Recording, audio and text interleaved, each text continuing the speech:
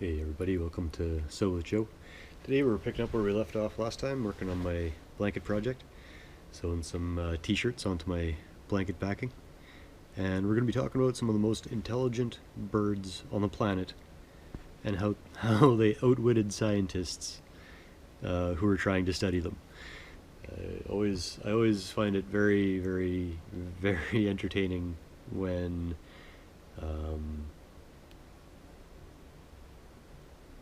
the natural world foils the best laid plans of, in this case, men. So let's get into it.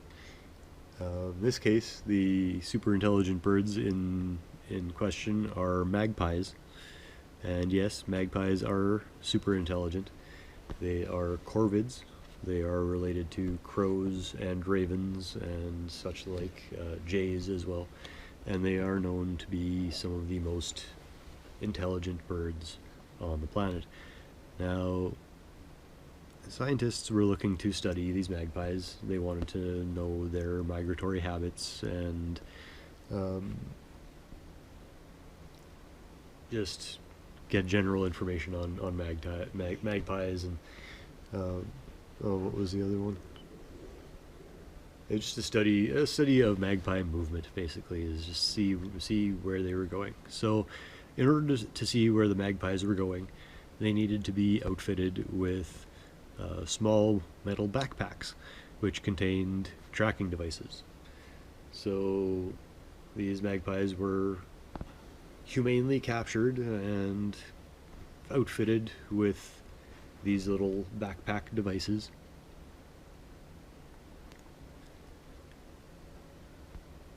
And suddenly a study of movement turned into a study of behavior, as when they outfitted the last bird and released it, they saw one of their first birds flying around without it and working on removing the device from another smaller bird. One of the members of its group, and it went and found out how to dismantle the device and shared that knowledge. And the most important aspect of this is not that they only rescued themselves from the device, they rescued others. And this is a trait, a behavior that is only exhibited in a few species. Rescuing is not a very common behavior in animal species, apparently. But with magpies, not only did they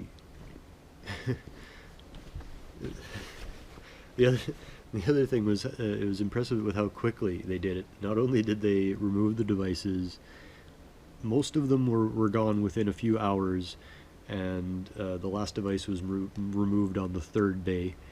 And the only reason that device took the longest to be removed was because it was attached to the dominant male in the group. And I guess the magpies were a little hesitant to go and say, hey buddy, I can help you with that, with the dominant male. So all the devices were gone within three days, within 72 hours. And I think that's just absolutely hilarious.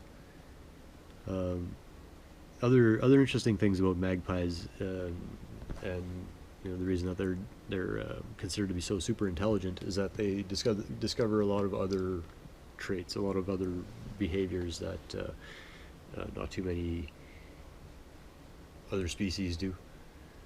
Cheers.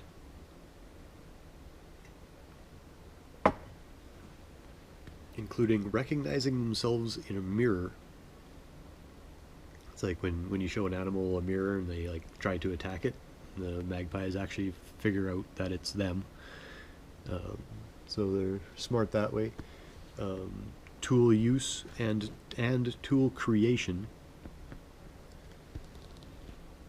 Joking around, apparently. I don't know how they determine joking around, but I guess the same way that they determine laughing behavior, um, just in noises associated with certain behavior. So I guess they joke around somehow. The concept of zero, apparently they understand the concept of zero, and social cooperation. And one thing that I can really attest to is the social cooperation, and the fact that corvids are incredibly intelligent. When I was living up north in a very northern location, we had ravens. And these ravens were massive birds. They called them Thompson turkeys, which kind of gives you an idea of the size. But they were big. They were probably 3 to 4 feet tall, I would say. The bigger ones, and just super intelligent. And my wife told me a number of stories from up in Gillum from her observations. She was working, she's in charge of a gas station up there. And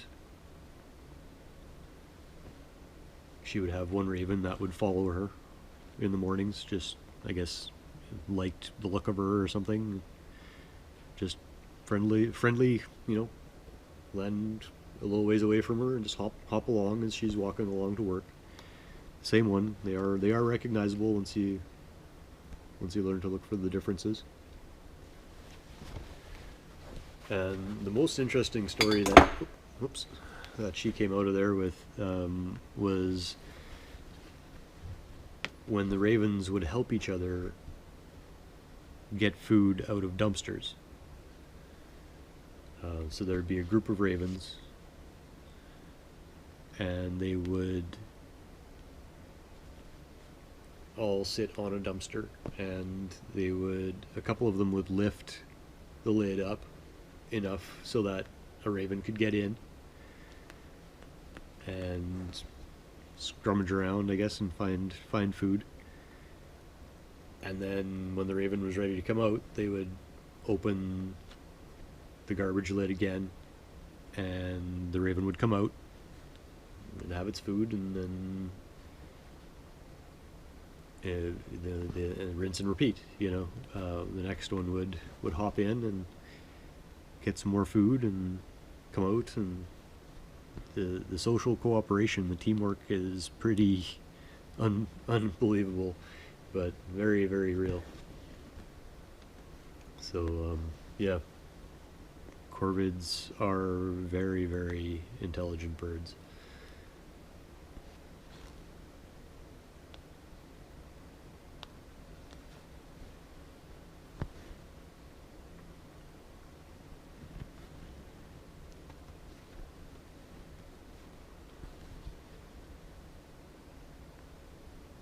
But they are thieves. That's one other little story I want to share with you. If you do live in an area that does have some sort of corvid, like magpies, ravens, crows, jays, anything like that, don't leave anything shiny laying around outside.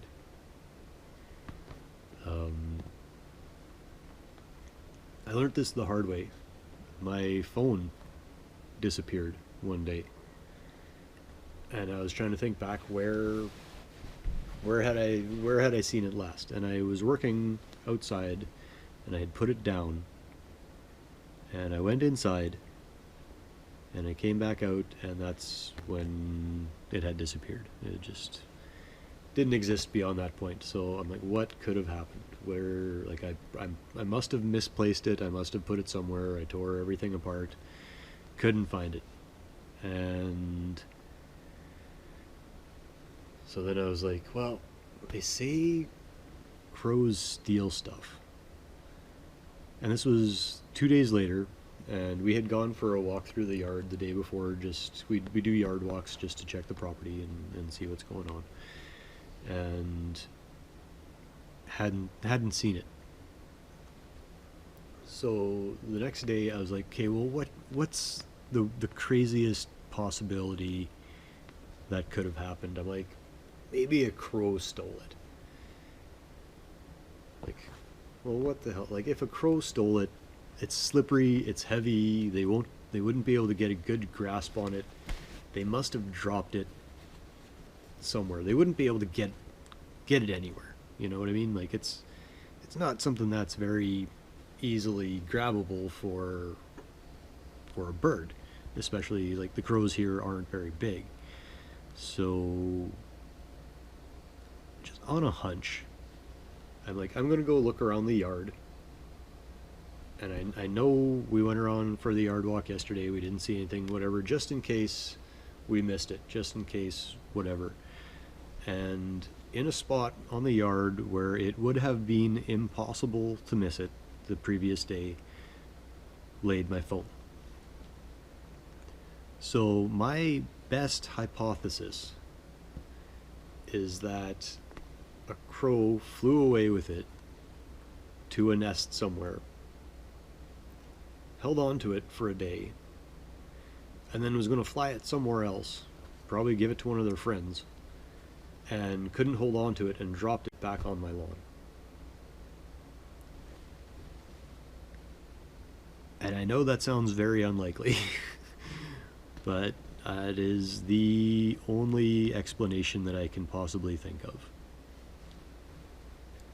Another one that maybe might be a little bit of proof for my point, and motivation for everyone not to leave anything shiny, of any type, laying around or in anything. Sarah, my wife, heard jingling overhead and looked up and saw a crow flying away with a large set of keys.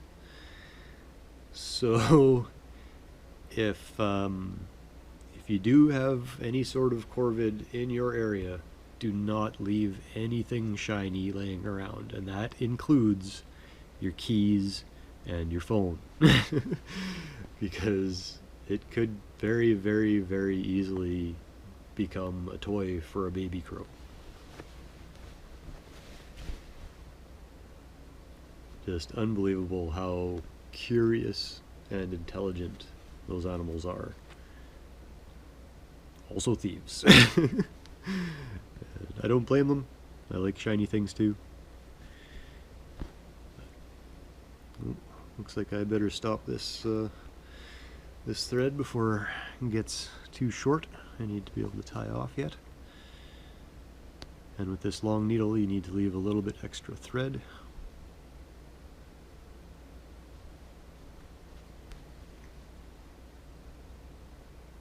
Oh, was that close? That's really close. Alright, we got one stitch in. I'm going to call it good enough. And yeah, hopefully next episode, maybe finish this off. We'll see. Leave you hanging. There's the cliffhanger. Ta-da! Oh, thanks a lot for joining me. I really do appreciate the time we get to spend together. And yeah, take her easy, eh? Till next time, keep chilling. Don't forget your cookie. Peace!